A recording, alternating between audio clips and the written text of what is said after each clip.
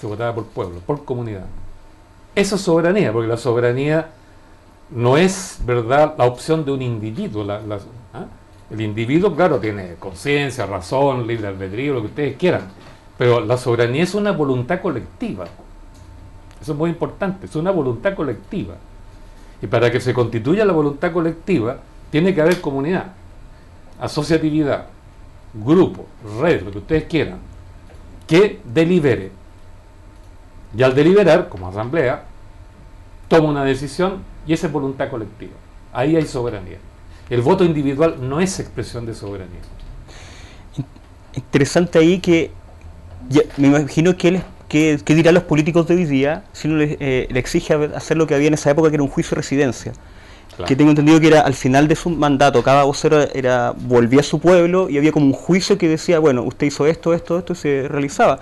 Se intentaba una vez, Laura Rodríguez parece, intentó hacer una moción para decir ya que los parlamentarios cumplan lo que quisieron, pero fue abuchado absolutamente por todos sus colegas. Bueno, en ese periodo vale la pena señalar cómo funcionaba la democracia de los pueblos en plural otra vez. Es bien interesante porque primero que nada ellos en asamblea discutían qué problema les afectaba, ¿no? Entonces en asamblea definían el problema, hacían el diagnóstico del problema y en asamblea decían, bueno, esta es la solución al problema y convertían esa solución en una propuesta y en un mandato. Esto hay que hacerlo, esto se hace. Después que hacían eso, elegían al representante que tenía que gestionar esa solución, o en la región o en Santiago, ¿no? Ese representante, por tanto, iba a representar a su comunidad, a su pueblo, pero con un mandato, con un instructivo. Lo importante era el instructivo, no el campeón que eligieron. La voluntad se expresa así, soberana, ¿no? Se expresa así, mandato, pero que es una propuesta para resolver un problema. Por eso elegían después del mandato, no antes del mandato. Y a nadie sin mandato. En tercer lugar, si el campeón o el representante, como quiera que fuese, no cumplía, no realizaba el mandato, entonces la comunidad lo traía de vuelta. Lo que se llama revocación. Revocación. El tipo entonces no duraba 4 años, te fijas, o 10 años u 8 años, a tiempo determinado, sino que duraba tanto como durara la confianza de la comunidad de base al respecto. Por eso no elegían, fíjate bien, a nadie que no fuera de la comunidad.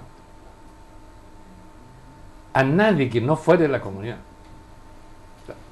Entonces, si el representante no cumplía, revocaban el cargo, lo traían de vuelta y aquí le hacían más encima un juicio. La comunidad le hacía un juicio. No cumpliste aquí y allá, malgastaste el dinero, qué sé yo, aquí podían castigarlo. Podían castigarlo. Y el peor castigo que podían darle era mandarlo a cambiar de la comunidad. El ostracismo, el exilio, o lo que la iglesia llama la excomunión.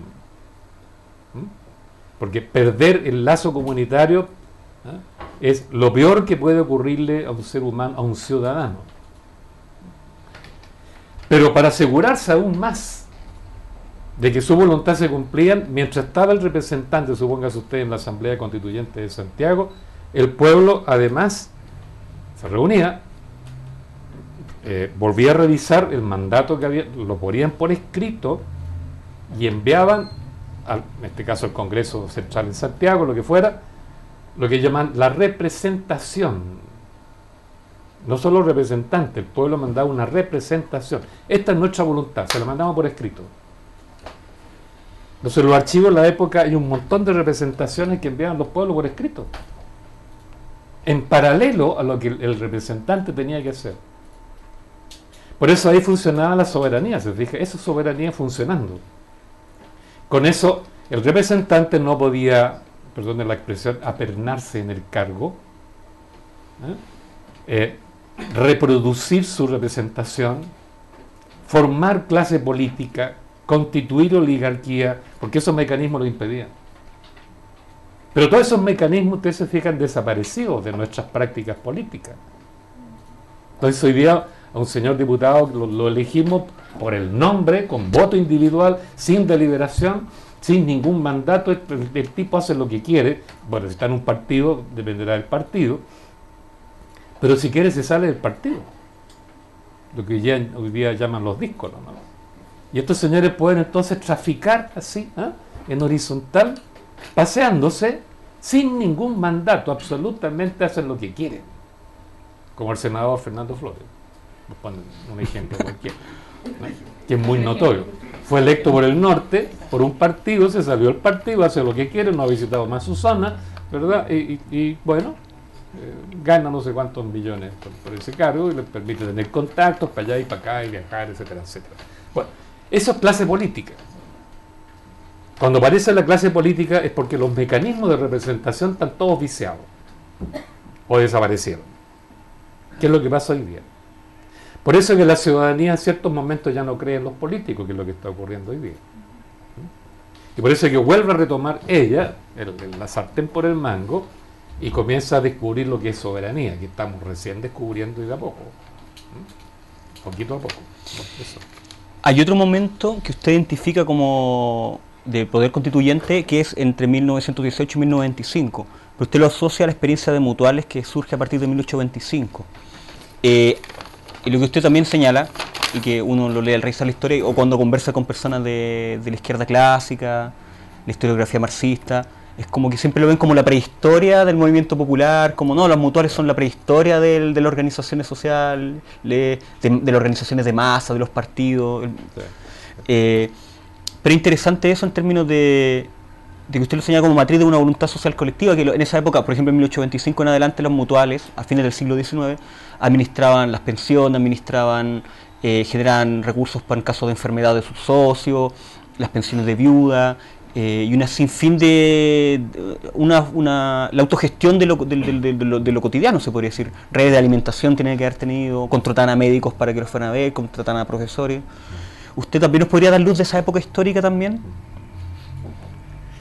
Bueno, como decimos en ese trabajo, en Chile han habido dos periodos en que los chilenos, sobre todo la clase popular, pero también los productores, los industriales, agricultores, mineros, se han movido como ciudadanos para ejercer soberanía. Uno es la que mencionábamos recién, 1822-1828, y el otro 1918-1925.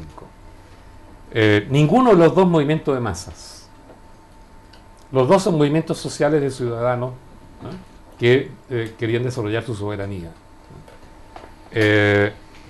Y aprovecho el encabezamiento de tu pregunta para decir que la izquierda chilena, tal como la conocemos, Partido Comunista, Partido Socialista, su socio Partido Radical, ¿no?, y últimamente PDC, Partido Demócrata Cristiano, de hecho se constituyó como tal después de 1932, no antes. O sea, después de este segundo movimiento ciudadano soberano que hubo entre 1918 y 1925. Después de 1932. ¿Qué significa eso? Que estos partidos todos aceptaron la Constitución de 1925 y se instalaron dentro de la Constitución y dentro del Congreso. Y desde allí dirigieron el movimiento popular que, como les dije, se constituyó como movimiento de masa, muy distinto a un movimiento social. Por eso la izquierda chilena desarrolló un concepto de, llamémoslo así, de revolución, en donde la revolución la hace el Estado, no el pueblo, lo hace el Estado. Y dentro del Estado los partidos políticos. Entonces el pueblo, como dijimos, afuera espera, apoya, salta, brinca, ¿no es cierto?, aplaude. Pero todo el proceso de cambio profundo se hace de acuerdo a la ley, de dentro del Estado, etcétera, etcétera. Por eso la izquierda chilena, marxista y todo, en los hechos, se instaló dentro de un Estado liberal para hacer la revolución. Porque es una paradoja casi chistosa, ¿no? Querer hacer la revolución socialista al interior de un Estado liberal, que es el que tiene Estados Unidos e Inglaterra, ¿no? Digo esto porque ellos siempre pensaron que el movimiento revolucionario es así. un partido dentro del Estado, el Estado revolucionario, se respeta la ley y afuera las masas apoyan. Por eso que ellos no les gustó lo que Recabarren hizo entre 1918 y 1925. Porque lo que Recabarren hizo entre el 18 y el 25, bueno, se mató justamente al final del 25, del 24, perdón. Lo que él hizo fue educar a los trabajadores para que ejercieran soberanía por sí mismos, para que fueran soberanos, para que ellos mismos se movilizaran para construir un nuevo Estado, incluso para que ellos mismos gobernaran. O sea, el poder, parece que fue gol.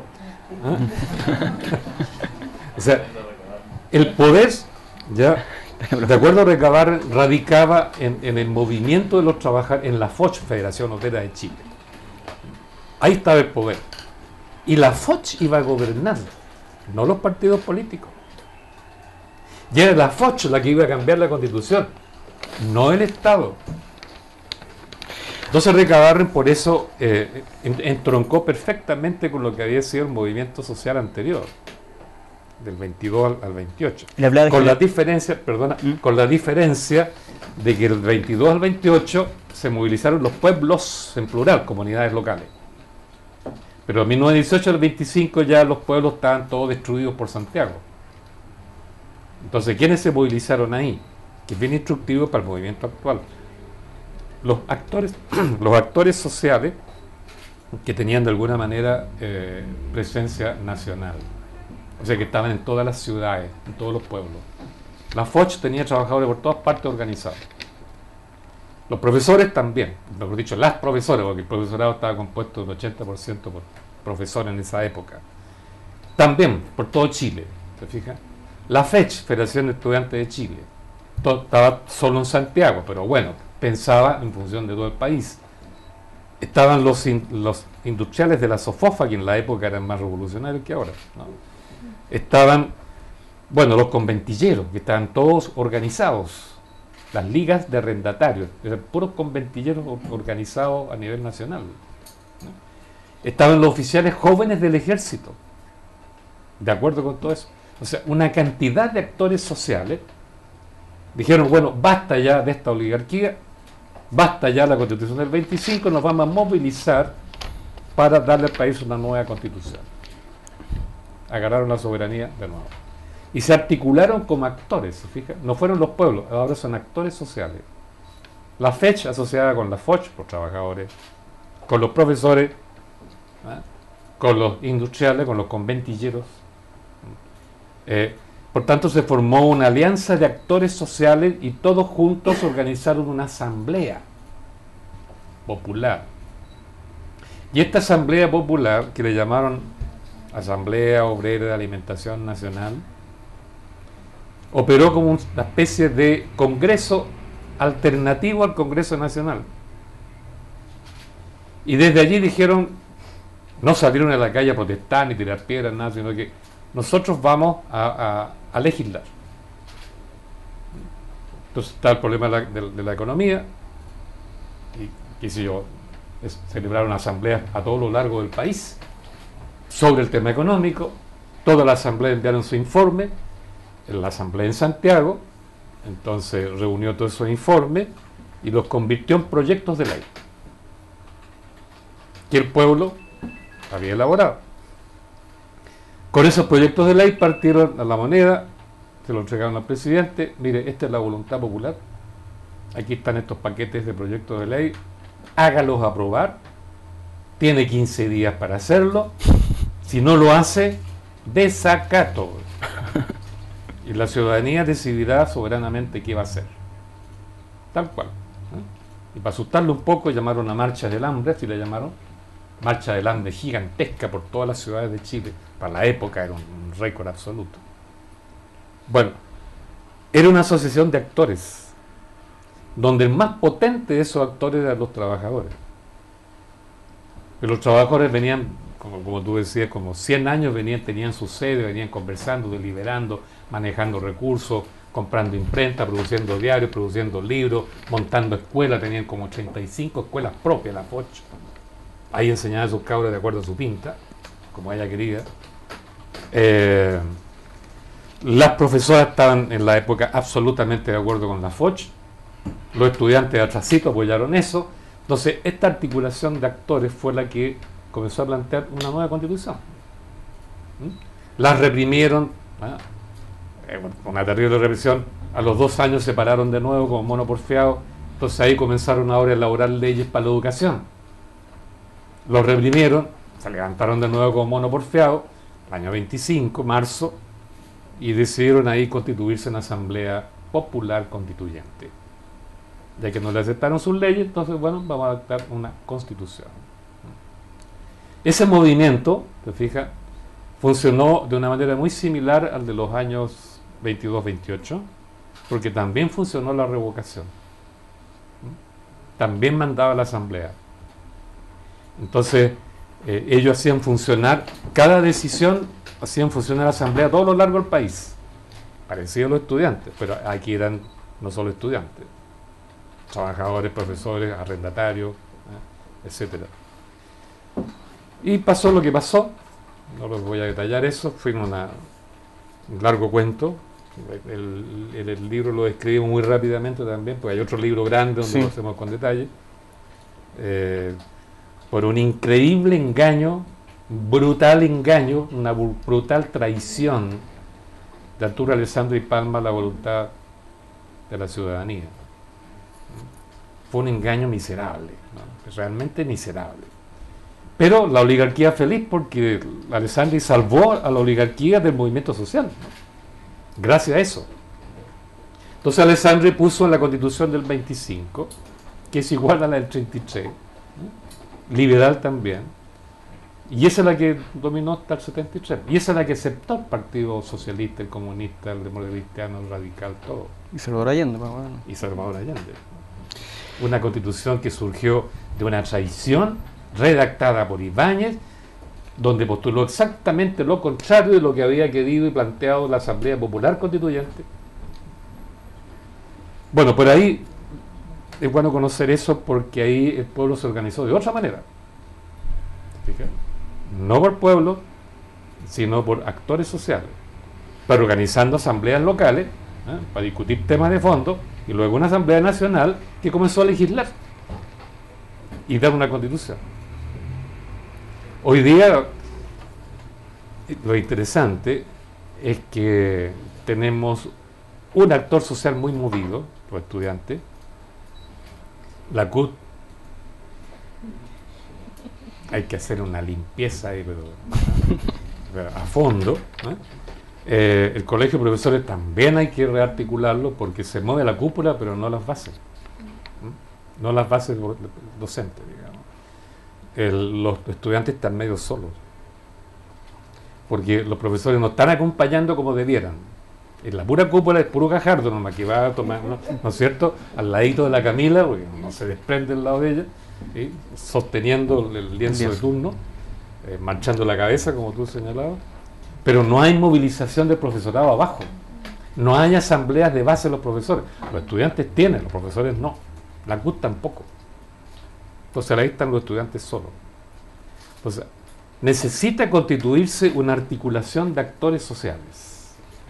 Los trabajadores de la salud son potentes, la NEF son potentes, pescadores son repotentes, los portuarios, los sindicatos de base, no la CUT, los sindicatos de base, etcétera. Entonces están, por supuesto, los estudiantes secundarios. Hace falta una articulación de actores. Y tal vez, como es un poquito débil, no se ha hecho, que lo comparamos con 1918-25, es que estamos viendo cómo están surgiendo asambleas territoriales espontáneamente. Eso queríamos llegar.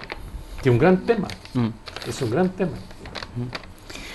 Yo lo iba a plantear. Si lo íbamos a plantear, pero antes una reflexión en términos de alguna forma de cómo este poder popular de fin del siglo XIX, principios del XX, que generó sus propias mutuales, que gestionaba sus problemas de salud, que gestionaba sus problemas de educación, con por ejemplo, estas 30 escuelas de la Foch, autogestionadas, autoadministradas, de alguna forma terminó llenando después el discurso de que no, todo eso lo va a resolver el Estado, con los sistemas de pensiones estatales, y al final toda esa plusvalía que ellos mismos generaban y que ganaban los mismos organizaciones de trabajadores, al final, después de la destrucción de ese Estado del siglo XX, terminó generando la plusvalía de la AFP, claro, la plusvalía de la ISAPRE, y que hace un siglo atrás era una plusvalía que quedaba en el mismo circuito de trabajadores.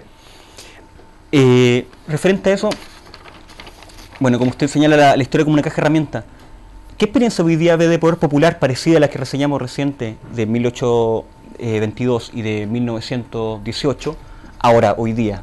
Que quizás son más incipientes, más pequeñas, recién germinando, pero me imagino que durante este año usted que ha recorrido otros lugares, o en los últimos 5 o 6 años, a partir del contacto con otros investigadores, con organizaciones sociales, ¿usted hoy día destaca que van en este proceso? Bueno, tal vez lo que tú mencionabas ahí al principio es un elemento clave, ¿no? Porque hoy día el poder se define, mejor dicho, no se define como lo definíamos nosotros en los años 60. En el sentido que el poder está en un lugar, la moneda, o en manos de otros, la burguesía. Entonces hay que organizarse, ¿verdad?, una especie de ejército para ir y tomarse el poder y traerlo para acá, o instalarse en el lugar del poder. Esa idea de poder es absolutamente metafísica, como que poder fuera una cosa, ¿se fijan? Y como es una cosa, ocupa lugar, y está en un lugar, se puede tener o no tener. Ese concepto de poder tan nuestro en los 50 y 60 es extraordinariamente, poco dialéctico. Es todo lo contrario de la dialéctica, eso es tomístico, eso es metafísico. El poder cruza la relación. Claro, el poder constituido como una cosa, eso es metafísica. ¿Se fijan? Claro, con la imagen del Palacio de Invierno, que los bolcheviques asaltaron, que degollaron, qué sé yo, a los zares, etcétera, o los fusilaron en realidad, etcétera. Entonces, en los tiempos actuales el poder se entiende de otra manera. Ya hay dos formas de entender el poder hoy día que están absolutamente legitimados, ¿no? Uno, que el poder surge, es una función de la asociatividad. Si nos asociamos, si formamos comunidad, si nos asociamos en red o en organización o como queramos, ¿no? Pero habiendo asociatividad, habiendo deliberación, podemos hacer cosas y resolver problemas. Y ahí hay poder. Por eso una gran filósofa judía que tuvo que arrancarse a Estados Unidos en la época del nazismo, escribió un libro pensando justamente en lo que fue el nazismo, y llega a esta conclusión: el poder no era, qué sé yo, el Reich, no era el Führer. El poder está, dice ella, el poder está potencialmente donde y cuando nos juntamos, y desaparece si nos separamos. Es una función de la asociatividad, porque juntos podemos hacer cosas y hacer cosas y resolverlas, ¿no? Esa es una definición que hoy día se acepta en todas partes. Por tanto, el poder está donde estamos nosotros, y depende de nosotros. Y la otra definición que se usa mucho hoy día, más sociológica, es, o tan sociológica como eso, es que tenemos poder cuando sabemos generar y administrar recursos, ¿no? Entendiendo por recursos no solo la plata, no solo objetos materiales, sino que recursos humanos, cultura, memoria, experiencia, conocimientos, capacidades que todo el mundo tiene, para una cosa o para otra. Si sabemos administrar todas esas capacidades que tenemos, y si nos asociamos, todas estas capacidades convergen y las administramos adecuadamente, esos poderes. Lo que tú decías, las mutuales, las sociedades mutuales, que existieron durante un siglo y tanto en Chile, y que el Código del Trabajo del 31 destruyó. Más era anterior al sistema de salud público, mucho de la forma de resolver los problemas de salud anterior a todo el sistema de salud pública, que es el Consejo de Higiene de 1889, Sí, Consejo sí, Superior de Higiene. sí. O sea, antes ya los mismos trabajadores resolvían sus mismos problemas de salud. Sí, pues las sociedades mutuales lo que hacían era reunir un fondo social, entre todos, en base a cuotas, tan simple como eso. Y con ese fondo social ellos operaban para resolver sus problemas de salud, de educación, muerte, ¿no es cierto?, pensión para la viuda, etcétera. Pero además de eso, como les sobraba plata, si lo administraban bien, les sobraba plata, entonces construían una sede, le llamaban casas del pueblo. Y en esa sede tenían biblioteca, como aquí, sala de reuniones, sala de actos, les hacían las veladas, porque hacían con velas, las veladas nocturnas, conferencias educativas. Ahí instalaban su imprenta, ahí producían sus diarios. ¿Te fijas? Entonces convertían la casa del pueblo en una casa para conversar, conversatorio como se dice ahora, para deliberar, para autoeducarse, para leer. Por eso montaron escuelas, ¿te fijas? Para educar a sus hijos. Entonces aprendieron a administrar esos fondos tan bien y con tal eficiencia, y quedaron tan contentos con eso, que un día se dieron cuenta, que no saben detalle histórico ahí, se dieron cuenta de que si varias mutuales de una misma comuna se reunían, se asociaban, y formaban una, llamaban así, combinación mancomunal, entonces podían administrar no solo todos sus recursos de mutual, sino que además podían administrar los recursos del municipio. Por tanto, ellos dijeron, administrando nuestros recursos aprendimos a autogobernarnos. Si nos asociamos a nivel de comuna, podemos gobernar la comuna. Y eso es poder. Y eso es poder. ¿Sí? Por eso hoy día el poder no es solo el poder político es abstracto. No. ¿Eh? ¿Qué significa?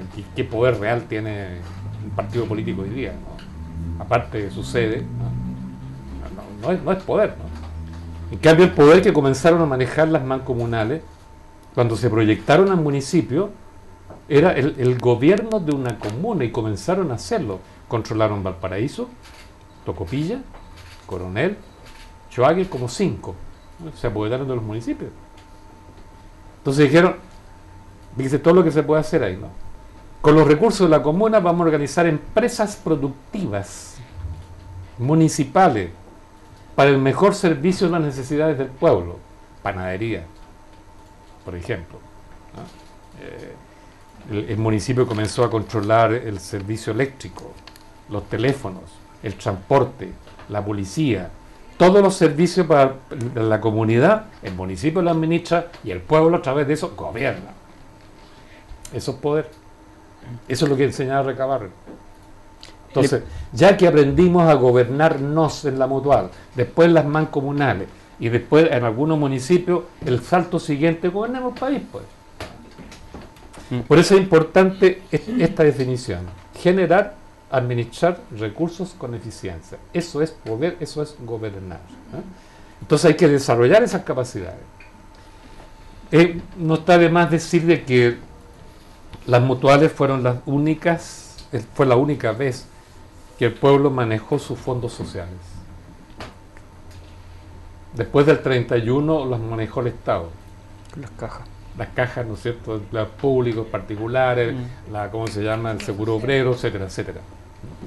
Y hoy día, después de Pinochet, los fondos sociales nuestros los administra el capital privado, los empresarios y aún más los extranjeros. Con grandes márgenes de plusvalía. Claro, claro. Todas las AFP y la ISAPRES, ¿no?, son nuestros fondos sociales como trabajadores, empleados, etcétera, etcétera, etcétera, pero lo administra el extranjero, en su beneficio, como dices tú, plusvalía que ellos absorben. Y que en Chile en este momento, estamos acostumbrados a las grandes cantidades, la suma de ambos es de 200.000 millones de dólares. Más que el PIB. Aproximadamente 40 veces lo que sería el presupuesto de la reforma educacional. Es de 2 veces el PIB chileno. Es la mitad de lo que se va a destinar para salvar a Grecia. Y es más o menos el 40% de lo que se requiere para salvar a Italia. O sea, es una cantidad monstruosa. Y es nuestra. Entonces, ¿cómo vamos a ejercer poder si no administramos lo nuestro? Este movimiento no administra ningún recurso. Entonces, ¿cómo se va a entrenar para gobernar? De ahí que los cabros chicos tienen intuiciones geniales, ¿no? Los secundarios. Son los primeros que plantearon, bueno, hay que hacer la renacionalización del cobre.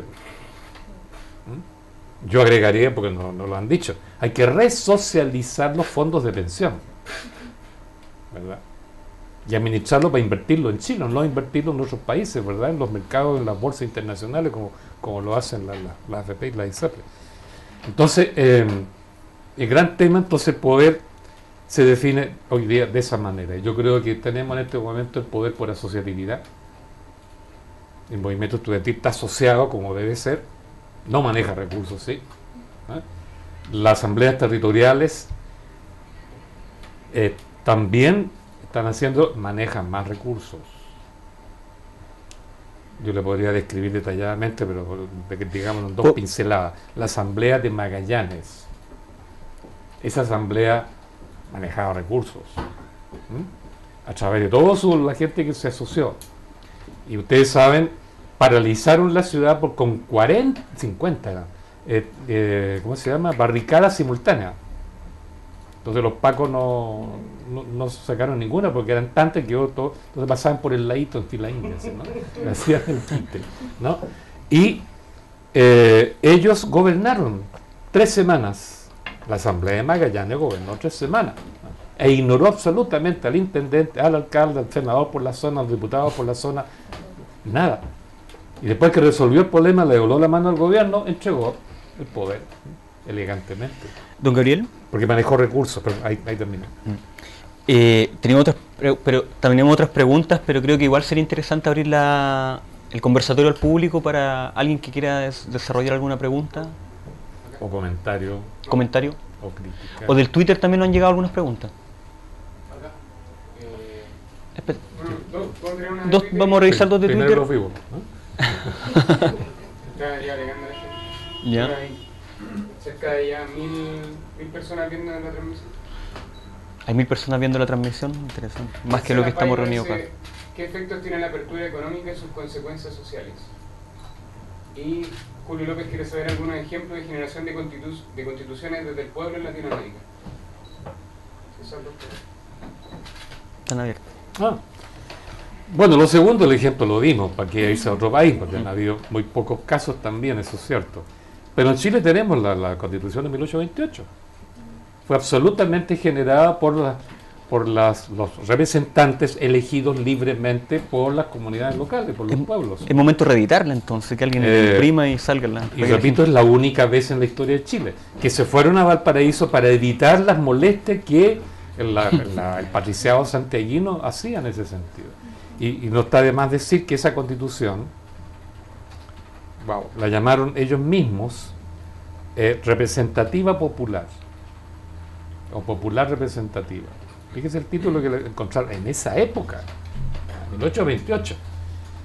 Y su objetivo, ¿por qué la llamaron así? El objetivo de esa constitución era evitar que en Chile se constituyera, como lo habían visto, ¿no?, los monopolios comerciales, las tiranías comerciales. Esa constitución fue pensada contra Diego Portales, contra el patriciado santiaguino, contra los monopolios del capital, del comercio y contra los abusos que de ahí podían cometerse en términos dictatoriales. Entonces, una constitución pensada en ese sentido, del 28. Por eso es interesante. Pero además organizaron el Estado de una manera extraordinariamente inteligente, que sería largo explicarlo acá, pero para tener una pura idea. Ellos pensaron que la participación ciudadana tenía que darse hasta el más alto nivel del Estado. Entonces, primero en la municipalidad, en la comuna, después en la asamblea provincial o regional, después los representantes de las asambleas provinciales en el Senado, Entonces el Senado formaba parte de toda la representatividad popular con participación ciudadana y funcionando en asamblea. Entonces el Estado tenía por tanto una parte absolutamente representativa, participativa, ciudadana, soberana. La otra parte del Estado, el presidente y la Cámara de Diputados, eran electos por votación nacional. Ahí el voto era individual. El otro era por pueblo, por colectivo, por comunidad. ¿Me fijas? Entonces, el intendente, que era problemático, fíjese cómo lo resolvieron. Las asambleas provinciales hacían una terna con 3 campeones, ¿no?, que elegía la asamblea, y el presidente elegía uno de esos 3. No ocurre como en toda la historia tradicional de Chile, el intendente lo designa al presidente, y al gobernador, y a su delegado, y al inspector, ¿cierto? No, aquí no. El poder centralista del presidente solo llegaba hasta sus ministros, ¿no? Porque hasta el intendente tenía que transarlo. Entonces te fijas, un Estado con una doble estructura: la parte nacional, unitaria, representativa por voto individual, representando la nación, y la parte participativa, regional, localista, que llega hasta nivel del Senado. Entonces es un equilibrio. Es la más inteligente de todas nuestras constituciones. Bueno, y suma y sigue, pues no podemos... Y quizá la pregunta hacía referencia a las constituciones, los procesos constituyentes que se han generado en los últimos años en Bolivia, en Venezuela. Bueno, claro, se han habido ejemplos... Igual viene por el tema de llegar al Estado y... Claro, lo único que esta constitución en donde hubo participación regional, comunal, en la generación de la constitución, sin embargo, fue a medias con el Estado anterior, los partidos políticos y la clase política. Entonces por eso quedó una cuestión más o menos intermedia, en que no se llegó a constituir un Estado plenamente social, digamos, sociocrático, como se decía en los años 20. La otra pregunta era... Bueno, era sobre eso mismo, que preguntando dónde se encuentra la Constitución esa del 28. Que dice que están revisando la biblioteca del Congreso y no se encuentra. Habría que... No, sí está. Sí, sí está. Está publicado en varios textos, ¿no?, donde se reúne la Constitución antigua, del año 1828. Estábamos conversando recién, la pregunta era si dónde se puede encontrar la Constitución de 1828. ¿Habría que reeditarla entonces? Para estudiarla. Para estudiarla, no, para que masifique. Sí. Hay una pregunta por allá. Yo la verdad es que tengo un par de inquietudes, o quizás 3 inquietudes, no sé si puedo plantearlas las 3 en una sola pregunta. Y sobre lo de la Constitución de 1828, está en el sitio web de la Biblioteca del Congreso, se puede ver completa. Mi pregunta, por una parte, es ¿qué pasa con los militares? Porque usted mencionó que los militares fueron en algún momento una clase social. Entonces, ¿cómo podríamos hoy día recuperar, conociendo el estado actual de las Fuerzas Armadas, cómo recuperar a los militares como un actor social para la soberanía popular? Y otra cosa que me llama la atención a mí, y es que durante el gobierno de Frey, cuando hubo movilizaciones estudiantiles, que en esa época era contra la ley marco de universidades, que era un paso previo para privatizar, desde el gobierno se trataba de, o mejor dicho, se logró desprestigiar el movimiento usando una frase, incluso el mismo presidente decía, no hay que caer en el asambleísmo. Y el asambleísmo es precisamente lo que usted explica en la manera de hacer soberanía popular. Y me llama la atención que este gobierno, siendo aún más radical en lo neoliberal y en lo político, digamos, de derecha, no haya usado esa táctica de atacar el movimiento con ese discurso. Me llama mucho la atención, que no sea visible para ellos esa lista del movimiento. Eso sería. ¿Tu nombre es? Héctor. Ya, vamos a reformular la pregunta para las personas que nos están viendo a través de Twitter o por internet. Héctor primero nos contó que la Constitución de 1828 se puede hallar en la Biblioteca del Congreso Nacional. En el sitio web de la Biblioteca del Congreso Nacional, bibliotecadelcongresonacional.cl, buscan en Google y aparecerá.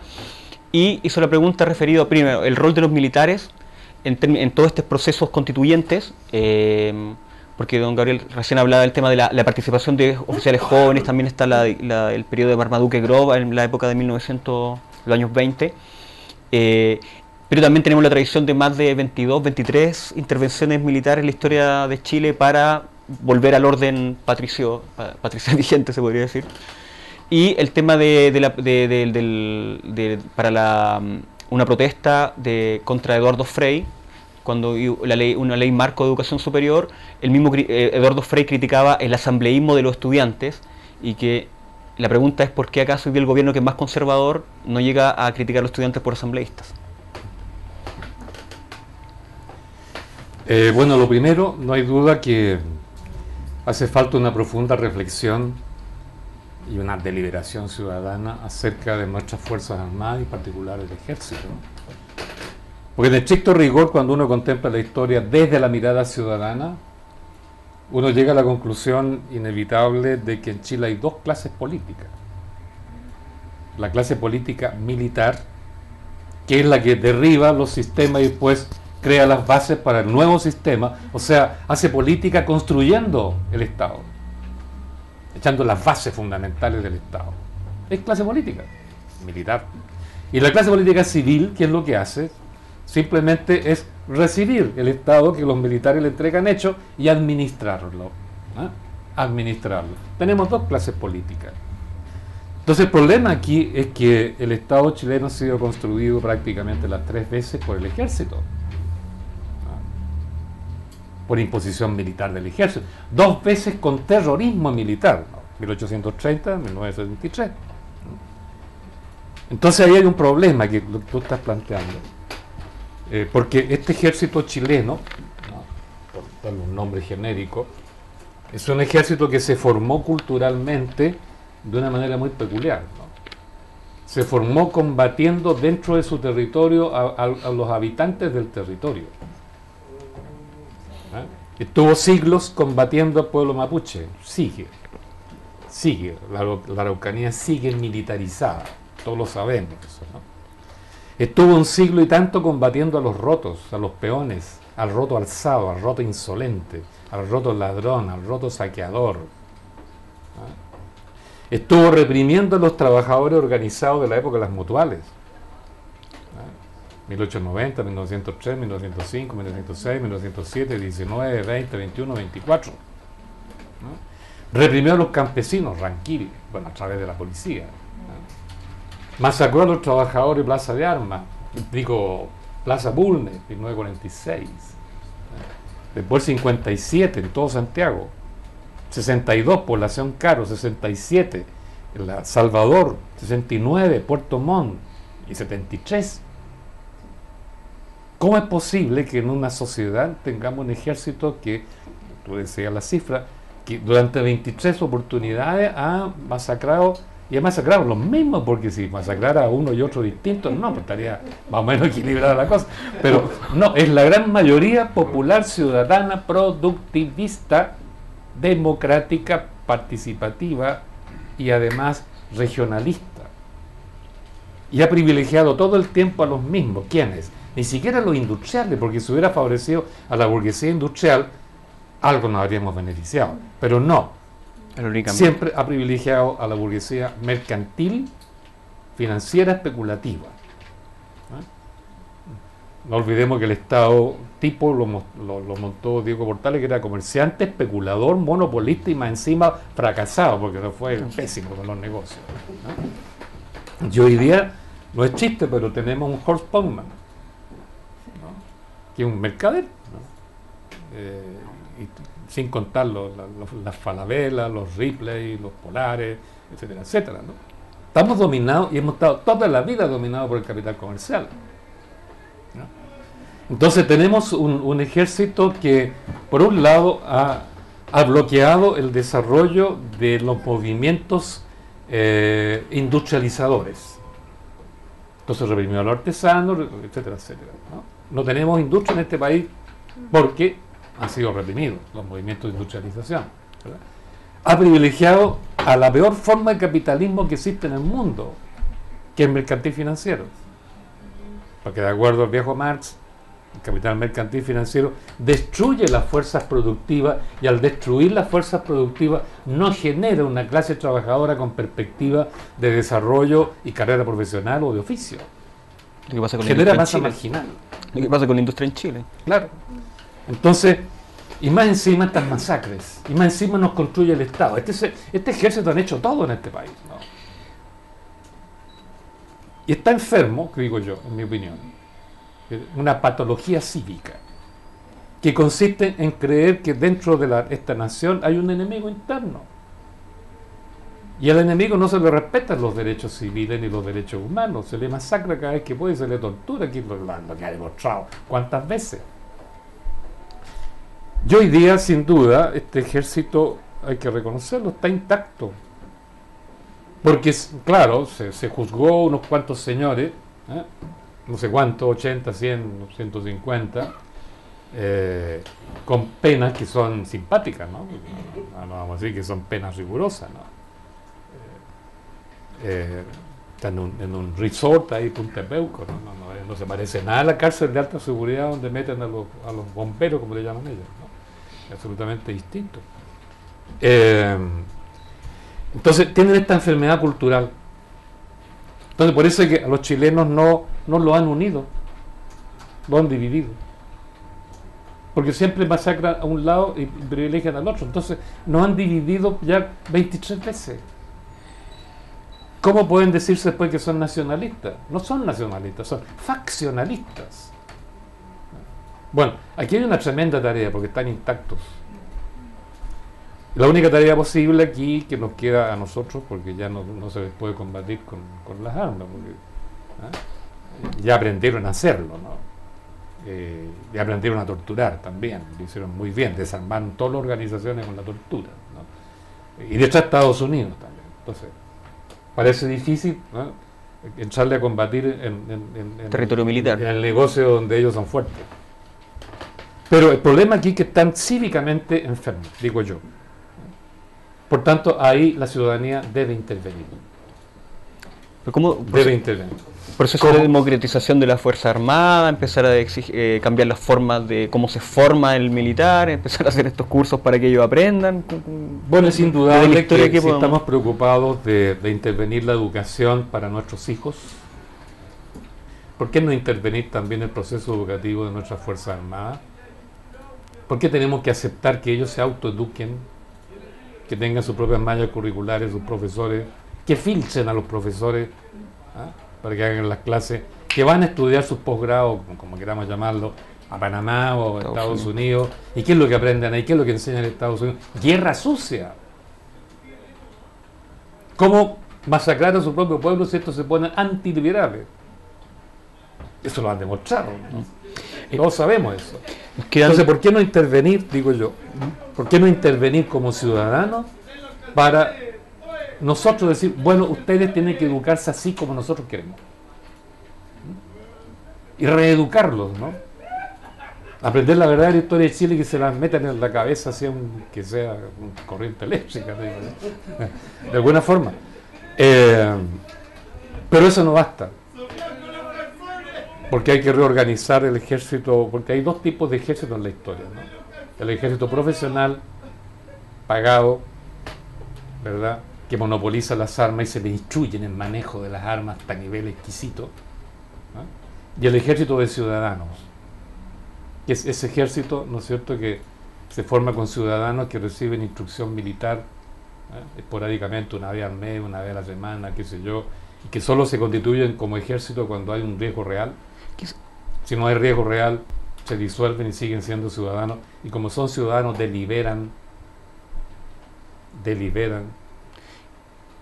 Por eso que el ejército patriota era de ciudadanos y deliberaba, y por eso que echaron abajo a Higgins, y por eso que saltaron a Freire, ¿no? Nuestro ejército partió siendo de ciudadanos, pero poco a poco se fue transformando, y después que lo prusianizaron, fin del siglo XIX, es un ejército típico, ¿no?, profesional, pagado, y por tanto, por esa característica, como monopolizan las armas a nivel profesional, pueden volverlas, si se les ocurre, en cualquier dirección, ¿no? O pueden obedecerle a quien le paga más y mejor, ¿no? Por eso Rousseau nunca aceptó el ejército, Juan Jacobo Rousseau, profesional, pues dijo, son mercenarios, son rufianes, ¿no? porque no obedecen en última instancia a la ética que le da su comunidad, su propia nacionalidad, que le da, qué sé yo, la ciudadanía. Su ética puede independizarse del lazo ciudadano. Entonces eso es peligroso, por eso es que Rousseau nunca aceptó el ejército profesional. Entonces aquí hay cosas que hacer, hay una gran tarea por hacer ahí. Y si hablamos de educación, hay que incluir esa pata, yo creo que es bien importante. Nos quedan 5 minutos, hay una pregunta ahí. Si puede, la hacemos las 3 preguntas que hay para resumir. Bueno, a mí me llama bastante la atención la manera en la que se refiere de nuestras Fuerzas Armadas, o pareciera ser que aún se enfatiza en pensarnos todavía como un pueblo unificado o como un Estado-nación. Entonces, si el poder reside en la asociación mutua, el pueblo constituyente, ¿por qué parece tan importante lograr la legitimación del Estado que se ha visto se constituye como una creación burguesa? Porque si el poder de alguna manera reside en los pueblos, la manera más efectiva de combatirlo simplemente sería la no cooperación y la autogestión y la recuperación de los recursos. Ya, una, dos, acá hay otra. ¿Yo? Sí. Mi pregunta es un poco distinta, don Gabriel. Tiene que ver con cuál es el rol de la universidad en este momento. Nosotros tenemos un movimiento estudiantil que nace en gran parte de las universidades públicas. En este momento tenemos las universidades públicas que están siendo asfixiadas por muchas cosas. Y uno se pregunta, bueno, ¿hasta dónde la universidad va a alcanzar a sobrevivir? O esta universidad pública va a fallecer. Entonces uno mira para atrás en algunas universidades, como la mía, la Universidad de Santiago, y uno dice, bueno, esto ha pasado ya bastantes veces en la Universidad de Santiago. Partió siendo una escuela de arte y de oficio, cambió una Universidad Técnica del Estado, después vino el golpe militar, Universidad de Santiago. ¿Qué viene ahora? ¿Cuál es el rol de la universidad en este movimiento? ¿Y la tercera, Sebastián? Sí, quería preguntar algo más de política actual, en particular sobre un personaje aquí que es Hinzpeter.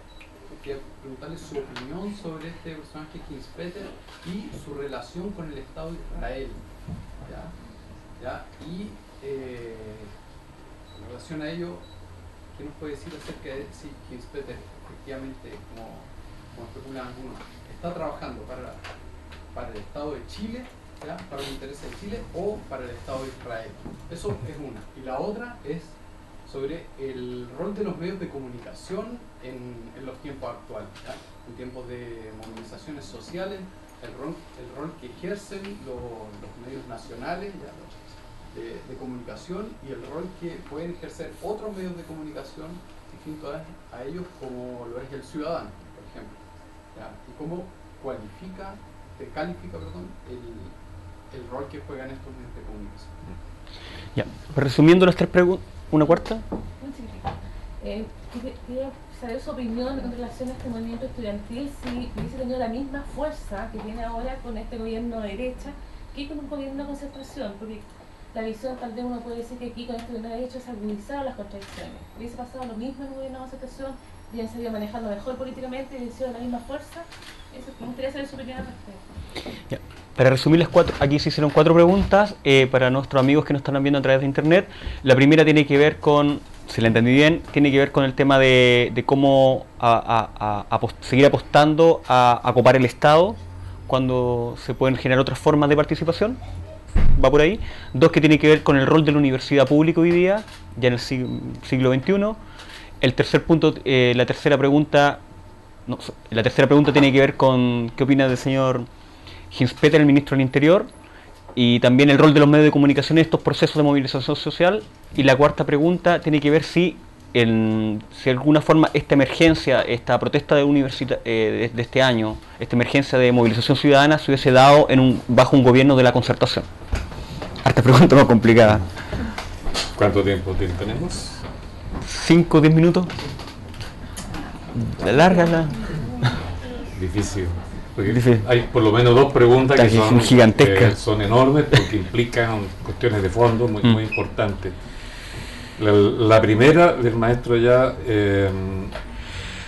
si entendí bien también, tiene que ver con la idea de por qué movernos para construir Estado. A lo mejor podemos usar otros medios, ¿no es cierto? Bueno, es propio de los movimientos sociales modernos, digamos, o postmodernos, si queremos decir. Los modernos son los de masas, ¿no? Los sociales vienen después de eso. Es propio que tienden a desarrollar poder por sí mismos. Pongamos un ejemplo rápido para cortar la respuesta.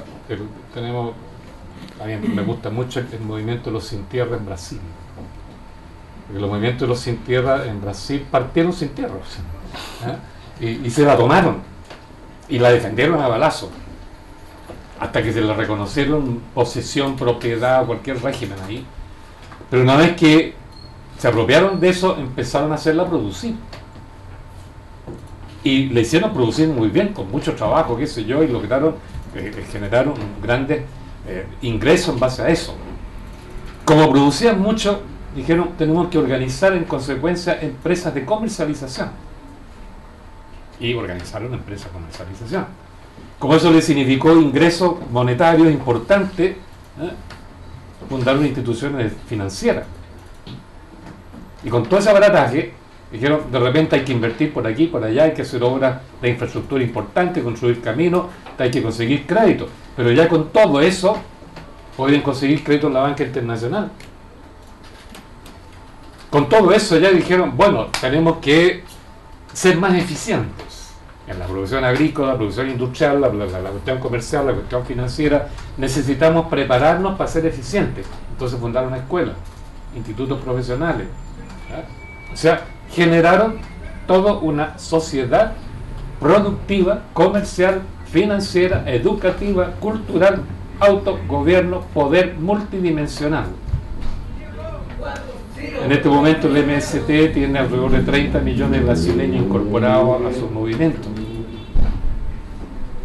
Entonces ellos dijeron, no necesitamos Estado.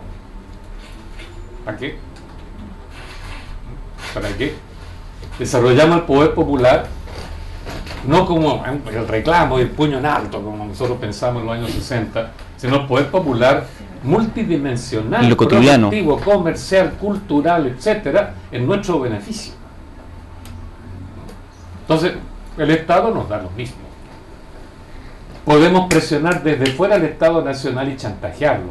Ustedes quieren votos, tenemos 30 millones. ¿Qué nos dan? No necesitamos ustedes nada más. Así que si quieren votos, bueno, negociemos. Pues bien, lo mismo ha ocurrido en otros movimientos sociales. Yo siempre cito uno que conocí porque también es perfecto desde mi punto de vista, el de los campesinos en Sri Lanka, en un valle de Sri Lanka. Usted está sometido al régimen de los monzones, que es muy anárquico, muy anarquista, el sistema de los monzones.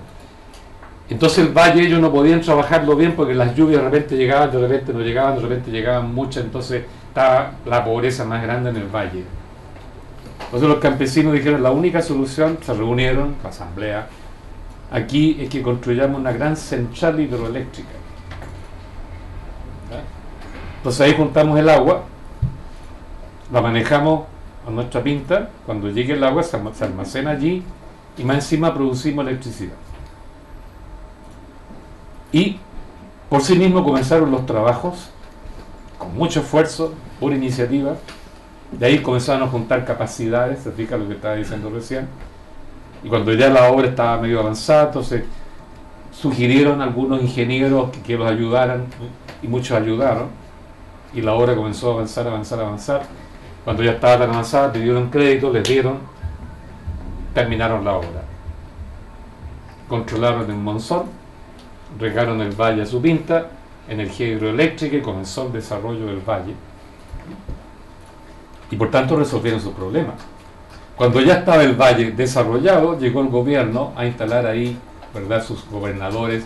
Le dijeron, no, aquí nosotros hemos construido todo, nos autogobernamos, reconocemos su gobierno, reconocemos el Estado, pero aquí nos autogobernamos.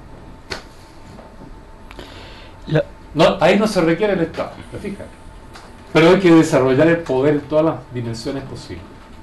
¿Qué es lo que pasa en Chile? Como dijimos hace un rato, no tenemos recursos. No tenemos recursos. Los únicos que han desarrollado poder popular en sentido productivo son los pobladores. del MPL, Peñalolén. del Movimiento Pobladores en Lucha, que se dieron cuenta que si esperaban que el gobierno les construyera casa, para que les construyera casa tipo Copeva, que se llueven todas, ¿no es cierto?, y se caen solas, y se escucha de una habitación a otra todo lo que hace la otra persona. Entonces dijeron, no, lo mejor que nosotros construyamos las casas. Y organizaron una empresa productiva, constructora, ¿no? Comenzaron a juntar fondos para comprar sitios a crédito, y comenzaron a hacer funcionar su empresa constructora. Entonces, cuando estaba funcionando, arquitectos amigos, constructores amigos, colaboraron, el mismo cuento. Y ahí tienen los están desarrollando departamentos de poblaciones ahí en Peñalolén, y tienen varios proyectos en el centro de Santiago, donde compran casonas antiguas, tipo conventillos larguísimas hacia adentro, para construir nuevos sistemas. Bueno, y ellos están produciendo. Igual juegan con el Estado en los subsidios, o sea, porque conocemos la experiencia de MPL, Claro. hemos hecho algunos reportajes de eso. Ellos también nos han negado a participar con el Estado, o sea, incluso uno de sus dirigentes, ahora es concejal de la comuna de Peñalolén, están promoviendo un plebiscito, pero ellos ocupan el tema del subsidio, ocupan la formar una empresa, la EGIS, Empresa de Gestión Inmobiliaria, porque un día dijeron ya, el poblador se le exigía, oye, tienen que tener 200.000 pesos para postular el subsidio, y nosotros tramitamos todo, y siempre ahí estaba entre el Serviu, se armaban estas empresas de gestión inmobiliaria, y esas instancias intermedias, habían tipos que iban a puro ganar plata, y esto dije, pero nosotros podemos hacer eso, y armaron eso, armaron la constructora, Claro. y en hecho... Bueno, eso es poder productivo. Eso es poder... Claro, entonces, pero están comenzando. es incipiente. El resto de nosotros nada. Por las comunidades campesinas Nada. quizá también hay alguna experiencia así, yo creo, en las redes Por eso de las asambleas semilla. territoriales están caminando en esa dirección, lo que está haciendo Calama. Sí. La asamblea regional, que es muy simple, nosotros producimos cobre para todo Chile y para el mundo, hasta para China, qué sé yo. Y en Calama tienen Bueno, recursos. que hay aquí por lo menos 30% inversión interna. Porque Calama es una ciudad, Y tienen recursos los... las 3P que le llaman, ¿no? Ah. Las 3P. La otra pregunta iba sobre el tema de... La segunda, La segunda pregunta sobre el rol de la universidad pública hoy día. esa es la tercera, creo. No, la segunda. Es un tremendo gran tema Tema. que también costaría muchísimo, porque es muy largo para desarrollarlo. Pero hay que tener presente lo siguiente, que en los años 80 se produjo una, llamémoslo así, revolución epistemológica, ¿no?, en el mundo, por el cual, ¿no es cierto?, colapsa el capitalismo industrial, o sea, pasa a un segundo plano, emerge el capital financiero, ¿no? Y comienza todo este periodo postindustrial que le llaman, con hegemonía del capital financiero. Al producirse ese cambio, que es una verdadera revolución dentro del capitalismo, se produjo una alteración total de los paradigmas del conocimiento. Porque el industrialismo, ustedes saben, hizo apogeo entre 1945 y el 82, la época que llaman también el Fordismo, la etapa fordista del capitalismo, donde la industria era gigantesca, ¿no es cierto?, una escala de ganancias gigantesca, sindicatos gigantescos. Entonces el Estado keynesiano que ayudaba también a esta gran empresa de otra manera, pues no podemos entrar en detalle. La cuestión es que todo un sistema político, empresarial, sindical y cultural para desarrollar la industria a escala gigantesca. Entonces eso hizo necesario gobernar todo ese tremendo aparataje de acumulación desde un poder central, o el Estado o la gran empresa. Entonces hizo necesario que la ciencia se adaptara a ese poder central para planificar. Universidad Nacional. Entonces, por eso se instala el ojo de la ciencia, por decirlo así, en la cima del poder, en el centro de un tremendo sistema productivo, político, militar, etcétera, y mira hacia abajo, fíjate, a la masa. Y todo lo reduce, por tanto, a números. Encuesta, estadística, número, encuesta, estadística, ¿no es cierto? Los valores de la bolsa que suben, bajan, todo se cuantifica. Ese es el momento en que las ciencias sociales piensan siempre en totalidades, y aparece la gran teoría del desarrollo, gran teoría de la dependencia, gran teoría de las estructuras funcionalistas, gran teoría para cambiar todo eso de la revolución, gran teoría del partido que va a hacer el cambio. Todo, gran teoría. ¿Quién construye la teoría? La universidad.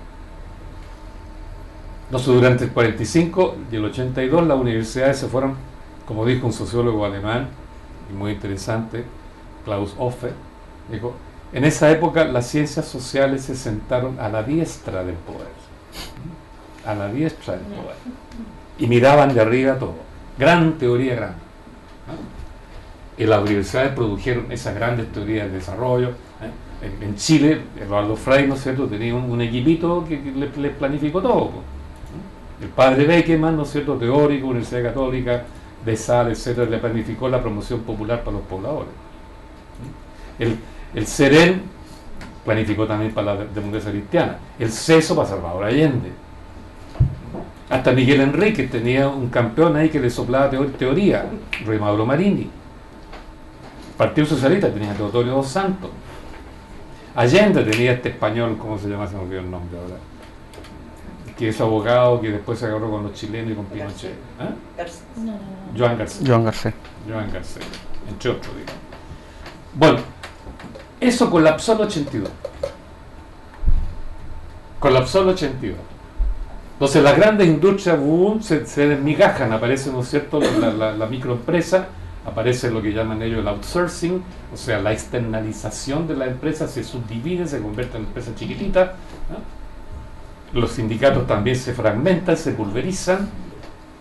Entonces ya no hace falta gran teoría, no hacen falta las grandes universidades. ¿Qué es lo que hace falta ahora? Ciencia para resolver problemas chicos, de inversión, de circulación del capital financiero, dónde invierto, dónde no me conviene invertir, dónde voy, de dónde me arranco, información concreta, precisa. Entonces las universidades no estaban adaptadas para eso. ¿Por qué razón? Porque los que querían conocimiento de este tipo, para invertir, para moverse en el mercado, que viene después de 82, eran gente que compraba conocimiento para resolver su problema.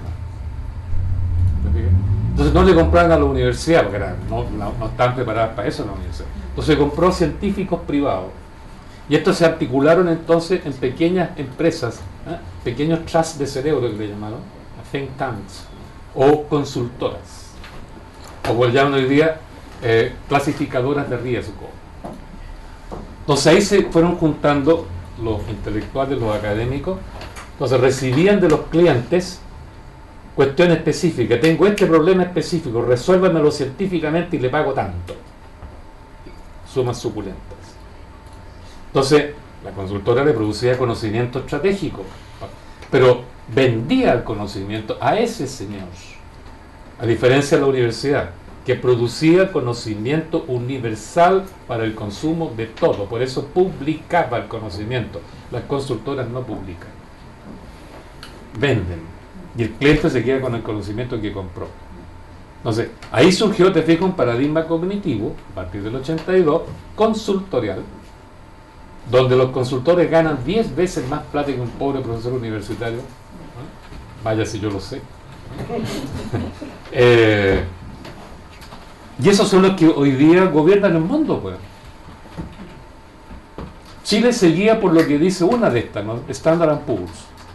Tanto la concertación como este gobierno están atentos a lo que dice el Standard & Poor's. Clasifican a Chile para arriba, para abajo, bajó el puesto tanto a tanto, qué sé yo, y todos están atentos a eso, ¿no? ¿Se fijan? Le bajó un punto la clasificación en Estados Unidos y quedó la escoba en Wall Street inmediatamente, y en todo el mundo. Entonces ahí hay poder. Eso es lo que llamo hoy día la información como poder. Hoy día ese poder existe, pero no está en la universidad, está en las consultoras, sobre todo en la internacional. Entonces deben haber unas 200 consultores en el mundo, y que son los que manejan hoy día la inteligencia para cómo el capital financiero se mueve, invierte, desinvierte, etc. Eso provocó que los estados, la universidad, mire, ya no me sirve. Yo le voy donde las consultoras si quiero algo. Tal como el Estado, en la época de la concertación, tengo este problema de la delincuencia, dijo, no consultó a la Universidad de Chile para nada, menos la Universidad de Santiago. Paz ciudadana. Paz ciudadana. Y la concertación se guió por todo lo que le dijo Paz Ciudadana, que es de derecha, ¿no? Es de Mercurio, ¿no? Claro. Entonces la derecha tiene como 5 o 6 tanques pensantes. Pero de alguna forma, todo este pensamiento, yo antes del gobierno Piñera veía que había muchos, estos centros de pensamiento, Libertad y Desarrollo, el Instituto Libertad, Paz Ciudadana y otros más que había, el mismo Centro de Estudios Públicos, y todas estas productoras de encuestas, muchas, de alguna forma llegaron a gobernar con todo este saber. Uno veía la lista de expertos en Libertad y Desarrollo, y tenían expertos para transporte, para políticas públicas, para agua potable, pero todos estos expertos llegaron al gobierno y han sido unos completos incompetentes. Entonces también de alguna forma la misma gestión de Piñera pone en cuestión todo el saber que siempre desarrollaron con esa lupa que establecieron sobre el Estado, sobre las políticas públicas, de la concertación, sobre la historia.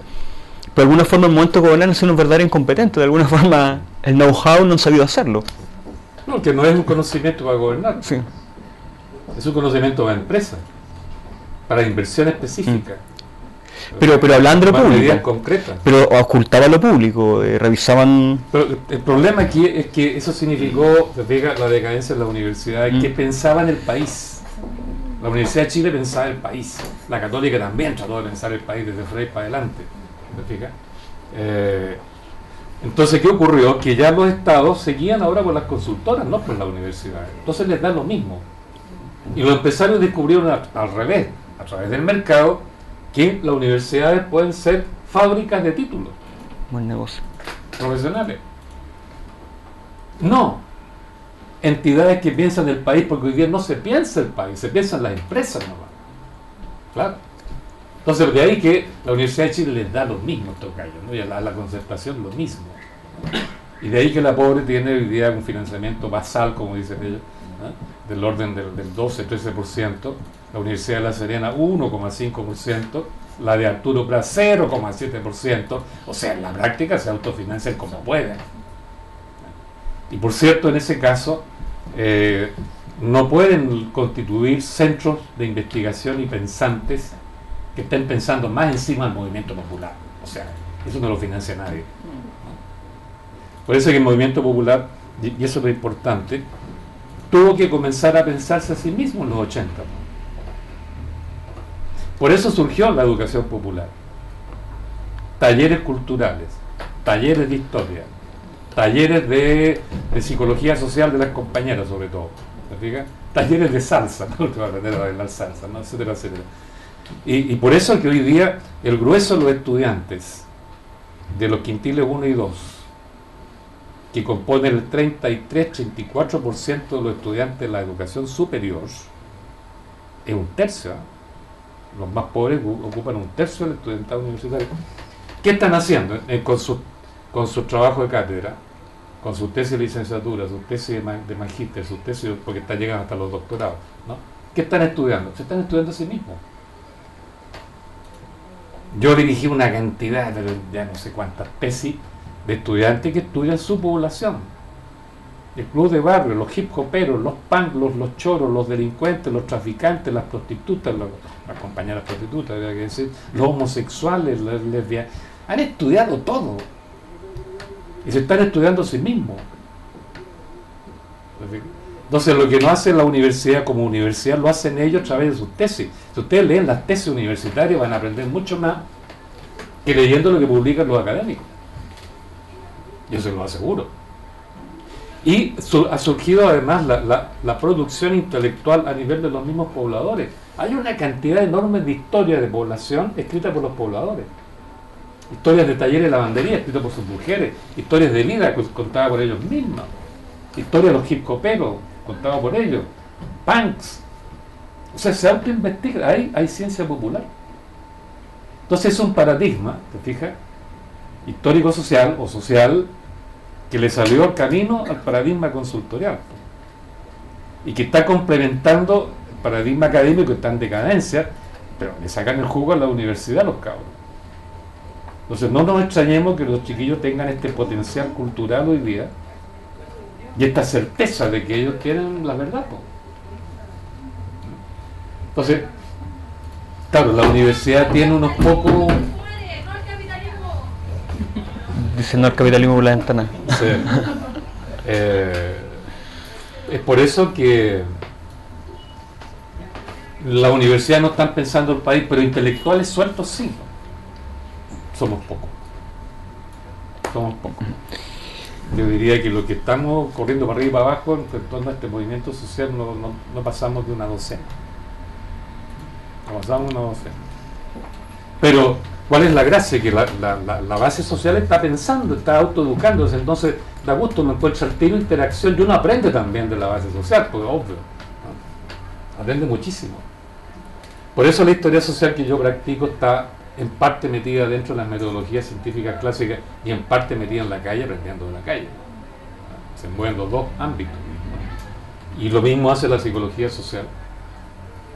Lo mismo están haciendo todas las personas que hacen trabajo social, que estudian trabajo social. Han hecho una cantidad de tesis lindísimas sobre este problema. Los sociólogos que estudian el desarrollo local. O sea, este es un movimiento que tiene su paradigma cognitivo propio, ayudado por ciencias sociales amigas que bajan de la universidad a la calle. Entonces, el paradigma consultorial está bien, trabaja con el mercado, pero nosotros estamos trabajando en movimiento. Y la universidad va a tener que definirse, entonces, ¿para qué lado se van a ir? ¿No? Para la consultoría van a ganar mucha plata ahí, pero van a perder el alma mater, o se vienen para abajo y probablemente van a perder plata, pero van a encontrar la satisfacción que encuentra alguien que se mete en la realidad, ¿no? Eso. Y en ese sentido, para terminar, la cosa de las comunicaciones. El medio de comunicación. El medio de comunicación de masa. Lo mismo que el paradigma consultorial, ok, que trabajen ellos, nosotros tenemos nuestro. Lo mismo cabe aquí decir, los medios de comunicación de masa, ok, de masa. Dije, de masa. ¿no? Mercurio, La Tercera, televisión, etcétera. Da lo mismo, porque tenemos nuestros propios sistemas de intercomunicación. ¿no? Sobre todo hoy con mayor dispositivos tecnológicos. Que el celular, que el Twitter, ¿no es cierto? Que digamos, periódicos como este, canales como este, ¿ya? Y además la conversación oral, ¿no? El cabildeo que se produce en todas partes, los colectivos universitarios, sobre todo de esta hora, viernes en la tarde, que se forman en los patios, ¿no es cierto? Circulitos, 6, 8, 10 personas, meta de chela, meta su traguito, su pito, ¿no es cierto? Y vamos conversando. Y ahí se debaten las cosas, ¿no? Entonces hay intercambio oral, se conversa mucho, por eso tenemos asamblea por todas partes. Hay intercomunicación electrónica, hay diarios como este, hay diarios electrónicos. Pero de igual forma hay un monopolio de alguna forma discursivo sobre la memoria que, bueno, quizá la revuelta estudiantil del último tiempo han demostrado que igual son resquebrajables, porque interesante, las generaciones más subjetivadas por el paradigma neoliberal de compra, de hasta ti mismo con la ropa que te vistes, con las zapatillas que usas, con la tecnología que adquieres, en la misma generación que está saliendo a las calles a protestar, pero también igual son medios como por su masividad y por su capacidad de llegada, igual generan un efecto importante dentro de la formación de subjetividades y de las percepciones que tienen de los mismos movimientos. O sea, por ejemplo, el trabajo que describíamos, usted describía sobre 1918, la asamblea obrera, los clubes populares, las casas del pueblo, hoy igual está cruzado por la existencia de televisores en todos los hogares que en esa época no existían. Igual hay es un periodo diferente. No se ha hecho ninguna investigación seria acerca del impacto real de la televisión pagada, digamos, en la subjetividad y en la disposición, digamos, político-histórica de los sujetos. No se ha hecho ninguna. Y los que se han hecho han demostrado que es cierto, la gente se sienta, cae como bolsa en un sillón cansado en la tarde, prende la tele y ve cualquier cosa y se entretiene. No significa que la tele lo forma. La realidad es demasiado potente para que la tele la sustituya. Yo siempre cito el caso de una pobladora que, mejor de una amiga que se juntó con una pobladora para ir a trabajar a los frigoríficos de fruta y pescado, ¿no? Aquí en Santiago, que trabajan toda la noche. Entonces se inscriben puras mujeres y están las mujeres ahí toda la noche, y mi amiga fue en la noche para ver cómo funcionaba la cosa, embalando cuestiones congeladas en cajones y van los cajones los van armando pilas hacia arriba, porque le pagan por pilas. Entonces, si alguien, imagínate el trabajo ese pesado en la noche, con una cuestión fría, helada, qué sé yo. Entonces, si una mujer está débil, está esperando guagua, está enferma, qué sé yo, y no puede levantar los cajones a la altura que se requiere, nadie ayuda. Porque todos están apurados con su propia pila. No hay solidaridad. Entonces no hablan entre ellas. Y están toda la noche. Entonces el otro día salen, pasa el bus de la empresa, se la lleva de vuelta a los barrios de donde venían, y me cuenta la amiga acá que nadie hablaba dentro, nadie hablaba en el bus, y siguió con esta amiga hasta la casa, llegó hasta la casa, cayó como, imagínense, como bolsa ante la tele, prendió la tele y se quedó mirando así, ¿eh? Y claro, los programas de farándula, que no dicen nada, ¿eh?, la entretienen, pero no significa que ella está siendo formada por la tele, es la realidad la que le está formando, es mucho más fuerte la realidad. Además, el people meter no significa adhesión con lo que se está viendo. Claro. Que los medios confunden eso.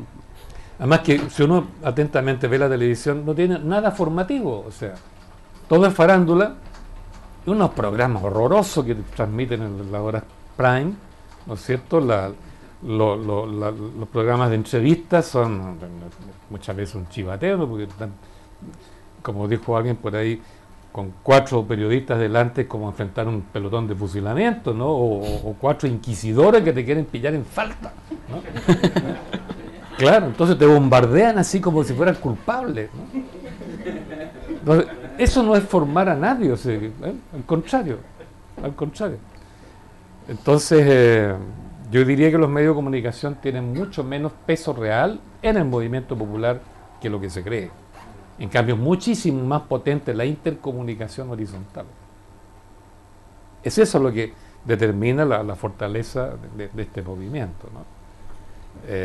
Ahora, claro, si uno se atiene solo a lo que dice la tele o los diarios, entonces va a pensar, bueno, este movimiento son los rostros que muestran, ¿no? La Camila, el Gajardo, el Jackson, en fin, nos muestran toda la cantidad de el archipiélago pensante que está por debajo y que no se ve. Bueno, eso y Hinz-Peter yo diría, bueno, no hay mucho. Lo único que diría yo es que si Piñera tiene, de acuerdo a las encuestas CEP, no recomiendo atenérselas a Dimarc, ¿no?, porque hay conexiones, hay muy estrechas con eso. Piñera está entre el 24 y el 23% de aceptación ciudadana. 24-23%. Si somos escolares y le ponemos nota, ¿cuál es la cuarta parte de 7? Es 1, y tanto, ¿no es cierto? Si alguien está calificado con 1, y tanto, en el colegio no solo lo reprobamos, sino que lo eliminamos para la próxima temporada. O sea, Piñera claramente es susceptible a la revocación que estábamos hablando ciudadana. 1,3, 1,4, no sé cuánto sale, ¿verdad? Eso es rechazo. Y Hinz-Peter, que es su lacayo, con mayor razón, o sea, vale hongo. Hinz-Peter se imaginaba como Antonio Vara. Claro. Entonces, que tenga conexiones con la comunidad judía, yo no sé si las tiene o no. Por último, daría lo mismo. Porque lo que pesa aquí no es tanto sus enlaces étnicos como la opinión ciudadana, y la opinión ciudadana es lapidaria, por lo menos con Piñera y otros campeones. Que aparezca allí Gorbone con un cierto porcentaje superior o Alamand, eso no dice nada. Porque ¿cuánto saca? Como un 60 y tantos por ciento, 70% de prestigio, no es por lo que han hecho políticamente. Es porque Gorbone estuvo en la boca de la mina esperando ahí, ¿no es cierto?, que haría acontecido que salieran los mineros y los abrazó y qué sé yo, y ahí se ganó el prestigio. Pero no es de él, no es por ser político, ni como ministro. ¿Qué es lo que ha hecho como político, como ministro? Absolutamente nada. Y el otro campeón, Alamand, ¿por qué está la simpatía? Porque bueno, estuvo Juan Fernández, ¿no? Y casi lloró el hombre ahí porque estaba no sé quién, un tío, un amigo, un pariente, y qué sé yo, y puso una cara seria que tiene. Entonces, claro, el hombre también por emotividad, por osmosis, tiene, pero no por la obra que han hecho. Bueno, yo creo que Hinz-Peter habría que revocarlo, igual que a todo el gobierno en su conjunto. No, pero la última. Perdón, ¿cuál era? Se hubiese emergido el movimiento estudiantil en un gobierno de la concertación. Es buena pregunta. Y es larga. Sí, es buena ¿Cómo pregunta. estamos de tiempo suyo? Yo tendría que irme. 10:15. Bueno, de haber sido un gobierno de la concertación, el segundo gobierno de Frei, que indudablemente era el peor candidato que la concertación pudo tirar, yo creo que el movimiento habría existido igual porque la mercantilización iba a seguir lo mismo. Y la presión habría sido mucho más, tal vez menos antagónica, menos dura, pero habría impactado más fuertemente en el gobierno de la concertación. Porque de alguna manera ellos se sienten demócratas, de alguna manera se sienten, hasta se llaman socialistas, etcétera. Habrían tenido que reaccionar, ¿no? Habrían tenido que reaccionar, porque de todas maneras la depresión del voto les habría afectado, si no en la presidencial, en las posteriores, y habrían tenido que ceder un poco más, pero en ningún caso habrían cedido más, creo yo, que lo que va a poder ceder, no va a ceder nada, Piñera y compañía. Habría sido como una pelea entre amigos, ¿no? Pero sin mayores resultados, creo yo. En cambio, este antagonismo tiene la ventaja de que, como van a decirnos de todas maneras que no, van a dar unas pitijañas ¿sí? de concesiones, permite entonces pensarnos más radicalmente.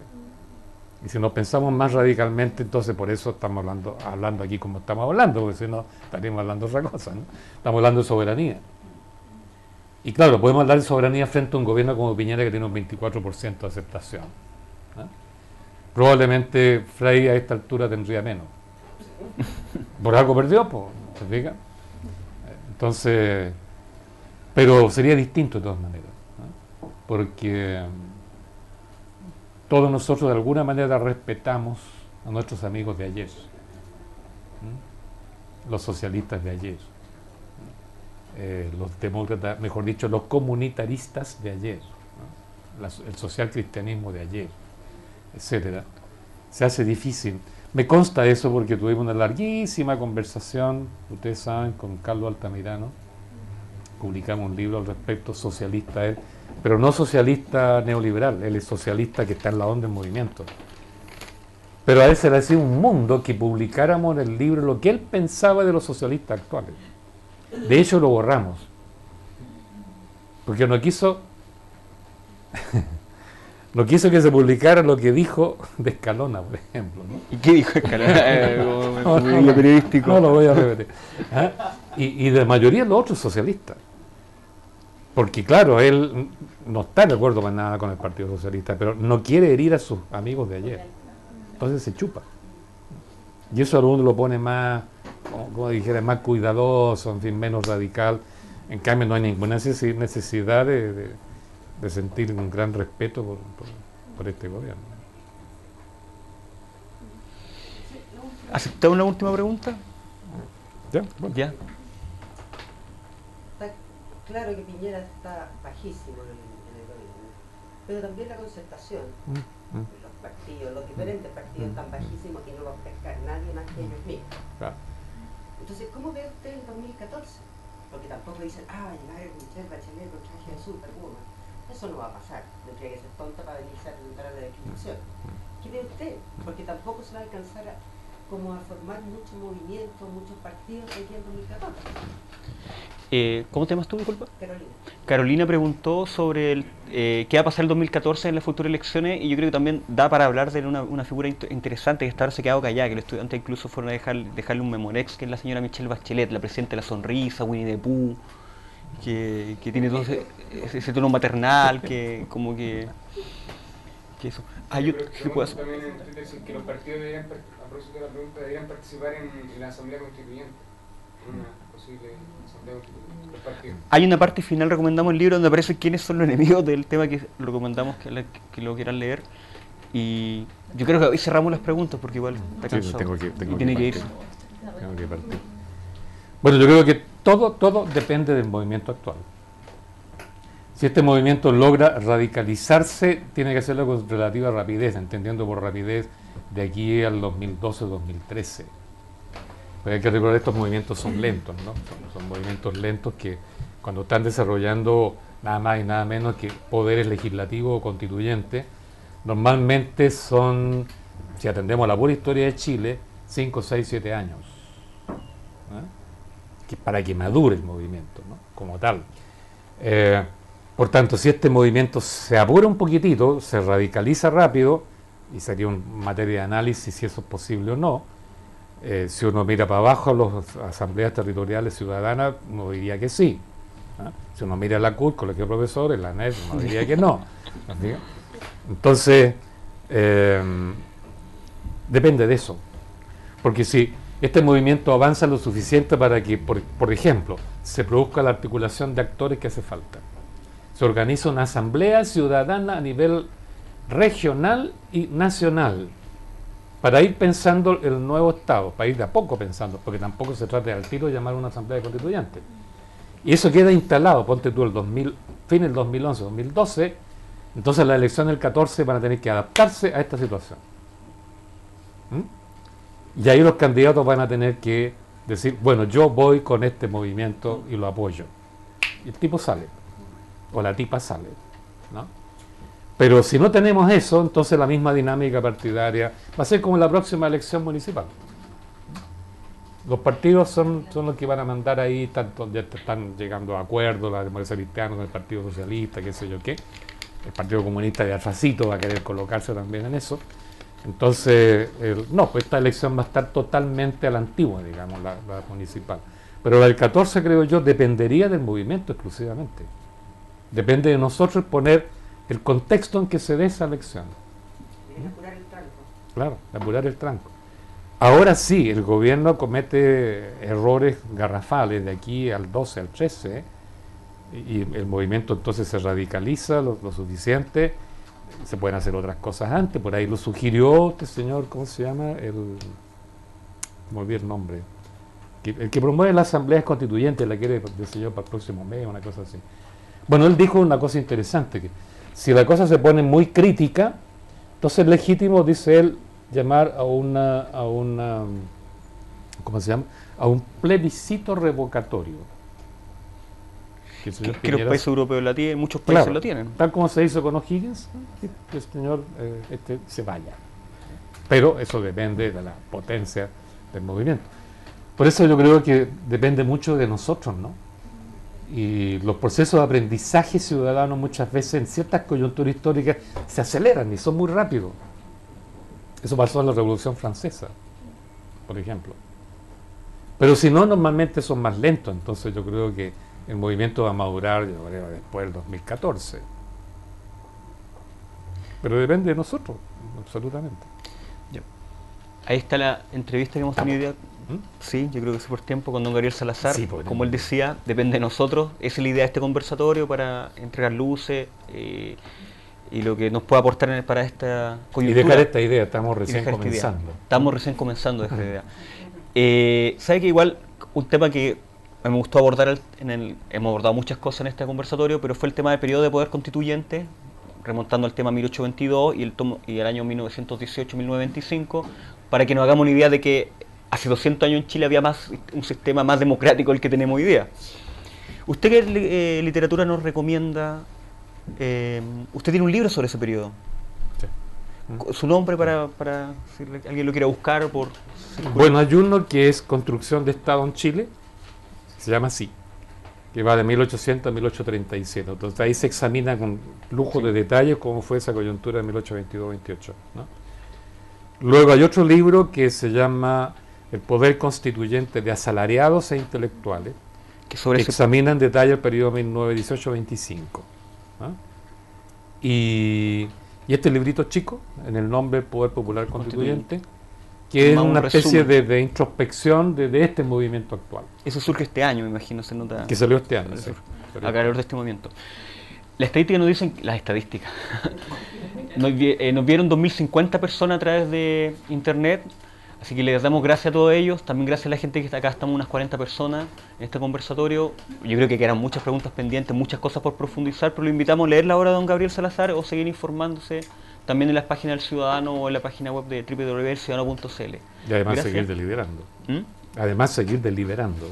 Y además, sobre todo, como dice, seguir deliberando en la asamblea, en los conversatorios, tomándose cerveza, como dice, fumándose algo, que ahí salen muchas cosas. Ayer mismo, aprovecho de dar un aviso, ayer partió y hoy día termina un encuentro de contrapsicología, que es muy interesante porque está organizado por muchos estudiantes de psicología y que se está haciendo en una junta de vecinos en San Miguel.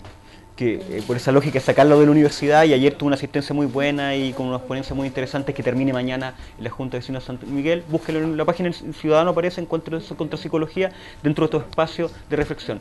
También el Observatorio de Política Educativa está organizando un ciclo de charlas en colegio y en centro de estudio en Toma. Se hizo la semana pasada en el Enca Franolic de Ñuñoa, y la próxima semana, el próximo viernes, corresponde uno que se va a hacer en la Universidad Arci. Se van a hacer 2 más de aquí a fin de año, y la idea es juntar estos distintos actores del movimiento para seguir deliberando sobre las mismas perspectivas dentro de esta misma lógica. Le agradecemos a don Gabriel, gracias, y agradecemos a todos que estamos acá, y nos encontramos en nuestra próxima entrevista acá en El Ciudadano. Gracias.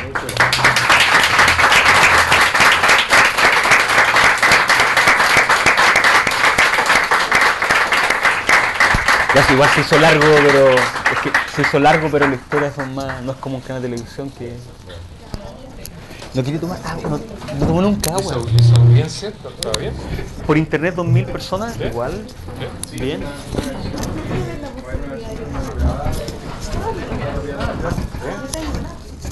Tienen talajes.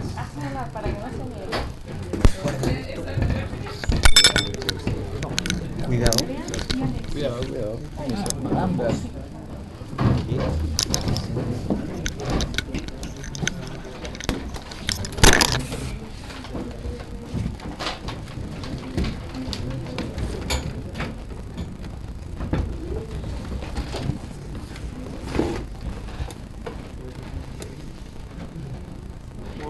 Le invitamos un cóctel ahí, pequeño cóctel ahí, personas que quieran.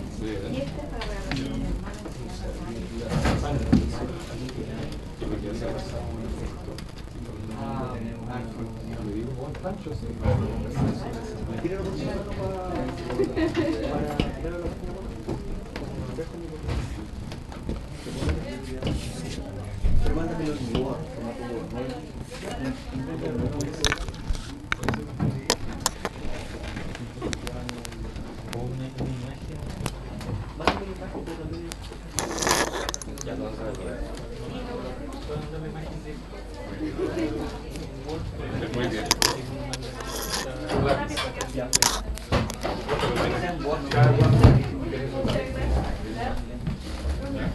bien.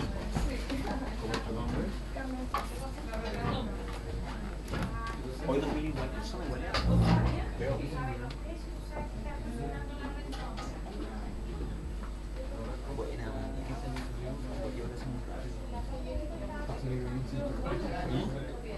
Después se queda dispuesto.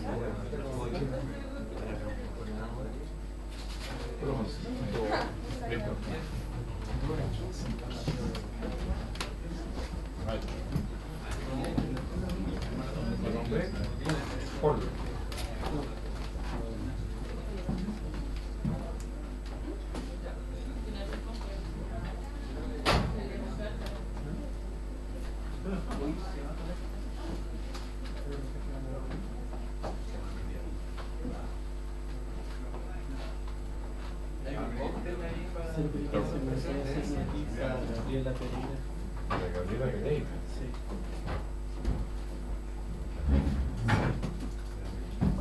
Una admiradora suya.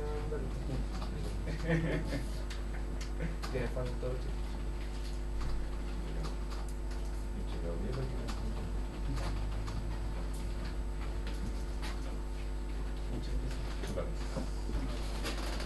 Caballero, el manifiesto.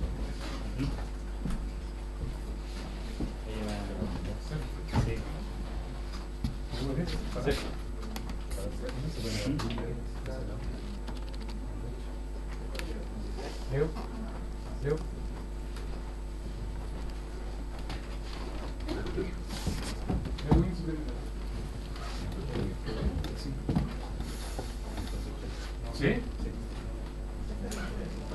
hay muchos profes súper buena onda. No. Seguro Randolph.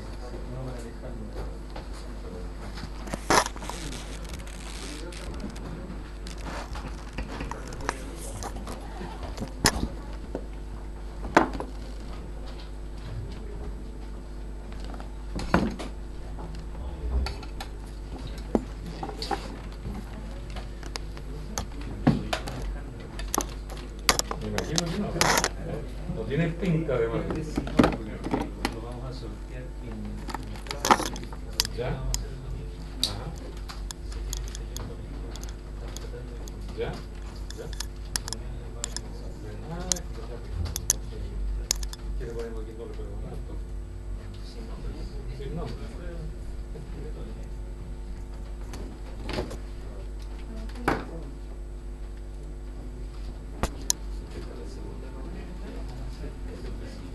¿Sí? ¿Y qué comuna?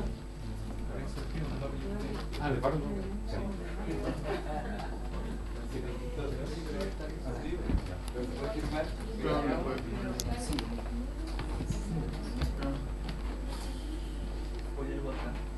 Sí, una regla de cuando ah, de Pedro, claro, tiene razón.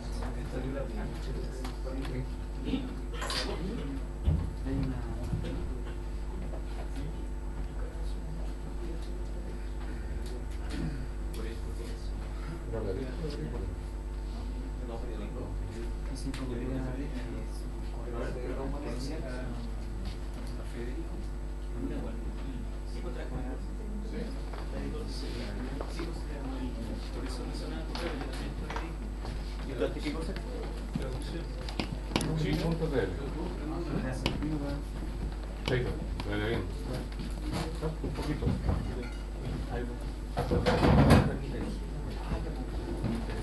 Para